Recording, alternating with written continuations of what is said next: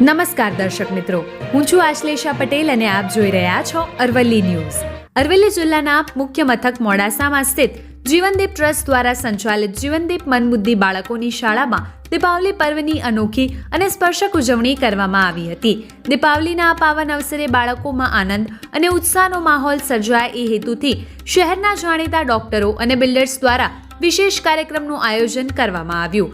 કાર્યક્રમ દરમિયાન મનબુદ્ધિ બાળકો દ્વારા દેશભક્તિ ગીતો, ભજનો અને ફિલ્મી ગીતો પર ડાન્સ રજૂઆત કરવામાં આવી હતી. બાળકોની આ રજૂઆત જોઈ ઉપસ્થિત મહેમાનો અને હાજર સૌએ તાળીઓના ગડગડાટ વચ્ચે ઉત્સાહ વધાર્યો હતો.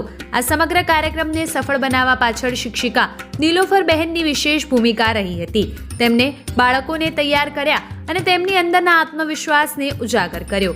કાર્યક્રમમાં દાનવીર ભામાશા, કમલેશભાઈ પટેલ, ભાવેશભાઈ જયસ્વાલ, ડોક્ટર મુકેશભાઈ પટેલ સહિત શહેરના અગ્રણીઓ ઉપસ્થિત રહી બાળકોને આશીર્વાદ આપ્યા હતા.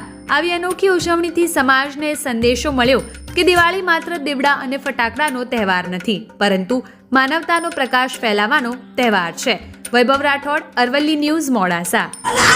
આજે દિવાળીના પવિત્ર દિવસે મોડાસા એક સેવાકીય સંસ્થાઓથી ભરપૂર સંસ્થા છે. મોડાસાની અંદર એક મન બુદ્ધિના બાળકોનું એક આવું સેન્ટર ચાલે છે અને આજે રોટરી ક્લબ મોડાસાને આ જગ્યાએ આવવાનો અવસર મળ્યો.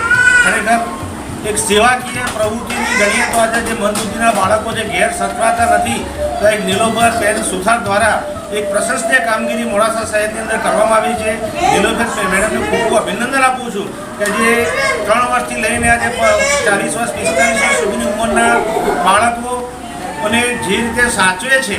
અહીં છોકરાઓની પરિસ્થિતિ જોતાં એવું લાગે છે કે એક નાનકડા મકાનની અંદર ખરેખર ગામના દાતાઓને પણ વિનંતી કરું છું, બામાઓને વિનંતી કરું છું કે આવી સંસ્થાની અંદર આવી અને એક મોટી જગ્યા સ્વરૂપે કોઈ જગ્યા આપે અને એ જગ્યાના બે આવા છોકરાનો લાભ મળશે.